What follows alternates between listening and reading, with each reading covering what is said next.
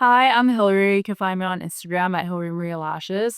And I've been a brand ambassador with Lost Artistry for about 6 years now. And today I'm in the headquarters to teach you guys how to do a wispy set.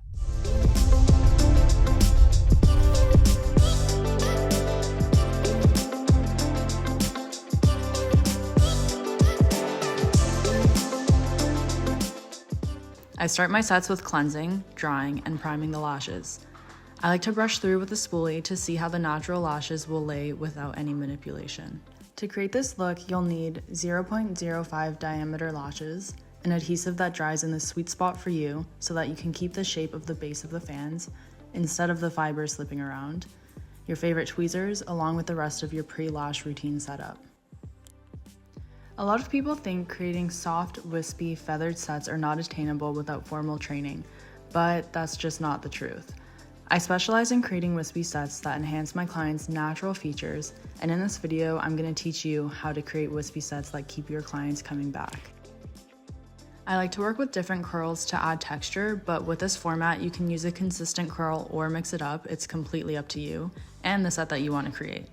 I always begin my design process with lashing the peaks, or what I call spikes, because I love my signature wispy sets to have thin spikes. This creates an effortless, airy look.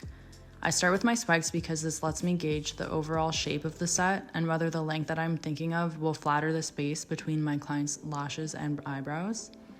I also like to start with the spikes because they are located on the top layer of the natural lashes, and this gets them out of the way so I can work on the mid and base layers after with more ease. My rule of thumb is to keep the base 2 mm shorter for my signature look and 3 mm shorter for the most beautiful, airy, ultra wispy look. I typically lash between 8 to 15 spikes per eye for my signature wispy sets. And the spikes are usually 6 to 9D. This allows the spikes to blend in seamlessly with the mid and base layers without a chunky look. For example, manhwa or anime sets typically use 5 to 7 peaks.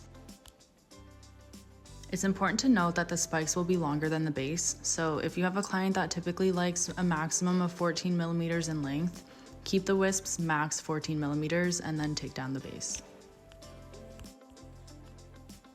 If the client is looking for medium, heavier coverage, I like to then fill 70% of the remaining lash line with closed wet fans, about 4 to 6D. The leftover natural lashes will then all have a standard open fan. I like to use majority wet fans because they grab onto each other as well as the standard fans, creating a wispy look starting from the base of the lash line. For my wet set fans, I like to grab the lash at about 60% of the lash extension length. This keeps the mid stems together and allows the tips to fan out just the slightest.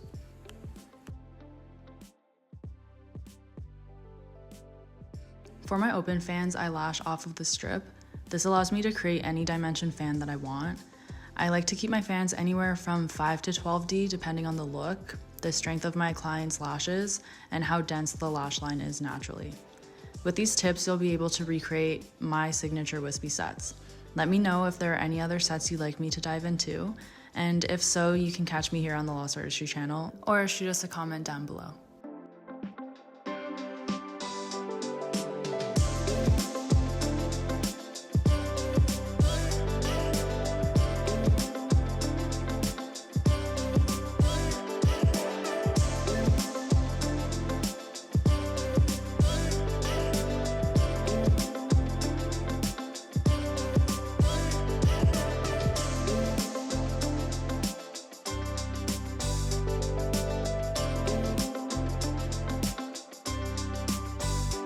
So this is how the set turned out. Be sure to let me know what you think in the comments below. Thanks so much for joining. See you in the next video.